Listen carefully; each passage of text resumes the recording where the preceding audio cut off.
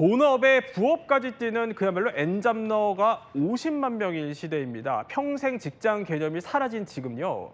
불안정해진 미래를 대비하는 풍경이라고 보여질 것 같습니다. 이런 고충은 배우들에게도 마찬가지인 것 같습니다. 배우 정가은 씨가요. 아예 취업에 성공을 했다고 하는데 아니 대체 어디 취업에 성공한 겁니까? 네, 택시 운전기사가 된 겁니다. 택시요? 사실 정가은 씨는 지난달 이미 택시기사 면허증을 취득하는 과정을 보여줘서 화제를 모았었는데 이제는 택시기사가 되기 위해서 정식으로 응모를 한 거죠. 근데 그에 대해서 처음에는 회사 쪽에서 여성을 뽑지 않는다. 왜냐면은 그동안 보러 온 적도 없고 회사 방식이나 받지 않는다라고 이게 쉬운 상황이 아니라고 얘기를 했는데 하지만 정가은 씨가 입사를 하게 되면은 회사 설립 65년 이래 최초의 여성 입사자가 될 것이라고 얘기를 했습니다. 그래요? 근데 사람들 입장에서는 왜 하필 택시기사일까 궁금할 수 있는데 정가은 씨 다름 아닌 아버지가 오랜 기간 택시 운전을 해왔다는 거죠.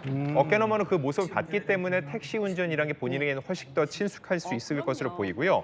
이미 이런저런 이야기를 듣고 또 타고난 서비스 덩신이 투철하면서 대단한 자신감을 보이고 있습니다. 그렇군요. 아니 그러면은 왜 택시기사에 도전하는 걸까? 좀 더 자세히 듣고 싶으신 분들 많으실 텐데 정가은 씨는요 이렇게 답했습니다. 연예인이라는 직업이 좀 불안하다 보니까 저의 미래에 대한 대책? 또 제2의 방안을 위해서 이렇게 준비를 하는 과정인데 저 그렇게 되게 심각하게 생활고를 겪고 있지는 않습니다. 그렇다고 막 되게 예전처럼 막 풍요롭지도 않지만 풀칠은 하고 있어요, 여러분. 자, 택시기사에 도전하게 된 정가은 씨. 첫 손님으로는요 이분을 모시고 싶다 이런 포부도 밝혔습니다. 과연 누굴까요? 저희 아빠가 택시 운전을 굉장히 오래 하셨어요. 그 시대에 나름 폰이라는 작고 귀여운 차가 있었는데 그래서 아빠 차가 조금씩 커지면서 그때마다 막 차 앞에서 사진 찍고 막 승진한 것처럼 막 그런 기억들이 되게 많고 아빠를 첫 손님으로 태우던지 하면은 좋겠다라는 생각을 했거든요.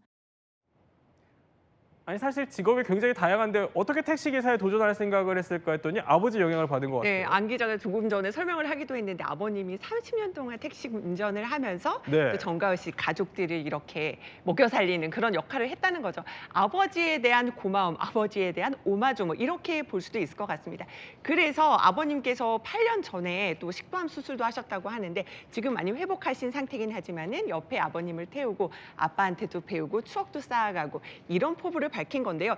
요즘 여성 택시 기사분도 조금씩 늘고 있거든요. 저도 택시 타다 보면 여자 기사분을 만나면 그렇게 반갑더라고요. 아직 네. 많이 뽑진 않는다고 하지만 또 환영하는 분들도 많다는 말씀을 드리겠습니다. 그런데요, 사실 알고 보면 이 정가은 씨의 어떻게 보면 투잡 도전이라고 해야 될까요? 이게 이번이 처음은 또 아니었다고 합니다. 한때는 번듯한 사업 제시이기도 했었죠. 사실 저도 언니 사업을 살짝 조금 했었거든요. 진짜 쉽지 않더라고요. 하는 중간에 방송이 또 없어지면서 금전적으로 힘들어지니까 또 그러면 안 되는데 이거를 제가 입버릇처럼 어느 순간 돈 하게 되더라고요. 안진용 기자, 사실 아무리 연예인이라도 뭐 사업 성공까지는 좀 쉽지 않은 것 같아요. 한번 실패하면 고민이 좀 많아질 것 같기도 하고요. 네, 정관 씨 같은 경우는 의류 브랜드 사업을 했는데 실패했다고 직접 고백하기도 했는데 사실 연예인들의 사업 도전이 기사화가 되고 대중들의 관심을 끄니까 홍보에 용이한 건 사실입니다. 하지만 그만큼 이름값이 높은 만큼 기대감도 높습니다. 그 기대를 충족치 못하면은 사업에 실패할 확률도 더욱더 높아진다는 거죠. 게다가 이 한 번 불평이나 어떠한 문제점이 발견되면은 이 역시 더 널리 알려질 수 있기 때문에 더욱더 리스크 매니지먼트 관리도 철저해야 된다는 측면에서 연예인의 사업 도전은 그렇게 쉬운 일은 아니라는 겁니다. 네.